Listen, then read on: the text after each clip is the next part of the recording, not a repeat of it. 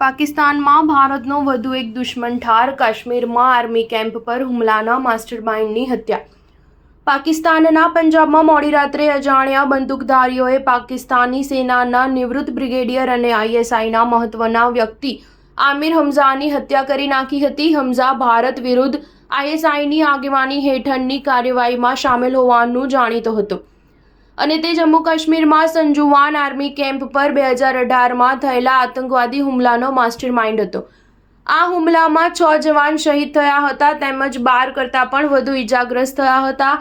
આ જ હુમલામાં સામેલ અન્ય એક આતંકવાદીની ગયા નવેમ્બરમાં હત્યા કરવામાં આવી હતી. લશ્કરનો કમાન્ડર ખ્વાજા શાહિદ ઉર્ફે મિયા મુજાહિદ મુખ્ય કાવતરાખોર હતો. તેનું માથું POKમાં LOC પાસે કપાયેલું મળી આવ્યું હતું. મીડિયા રિપોર્ટ્સ અનુસાર હમઝાની પત્ની અને પુત્રી પણ તેની સાથે કારમાં હતા અને તેને પણ ઈજાઓ થઈ હતી. પોલીસે કહ્યું છે કે માર્યા ગયેલા ISI એજન્ટને કોઈની સાથે અંગત દુશ્મની ન હતી. પાકિસ્તાની પોલીસે આ એક ટાર્ગેટ કિલિંગ હોવાનું જણાવ્યું હતું. આ હુમલો પંજાબના ઝેલમ જિલ્લામાં થયો હતો. હમઝાની કાર પર 2 બાઇક પર સવાર 4 અજાણ્યા લોકોએ હુમલો કર્યો હતો. કાર ઝેલમના લીલા ઇન્ટરચેન્જ પર પહોંચી હતી જ્યારે 2 બાઇક પર સવાર 4 લોકોએ તેને બંને બાજુથી ઘેરીને અંધાધૂંધ ગોળીબાર શરૂ કરી દીધો હતો.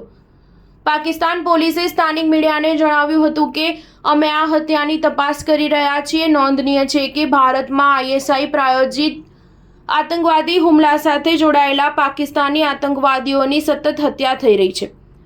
અગાઉ એપ્રિલની શરૂઆતમાં આમિર સરફરાઝને ઠાર કરવામાં આવ્યો હતો. આ ઉપરાંત અજાણ્યા લોકોએ ડિસેમ્બરમાં કરાચીમાં લશ્કરે તૈબાના ટોચના કમાન્ડર અદનાન અહેમદ ઉર્ફે અબુ હંઝાલાની પણ હત્યા કરી હતી.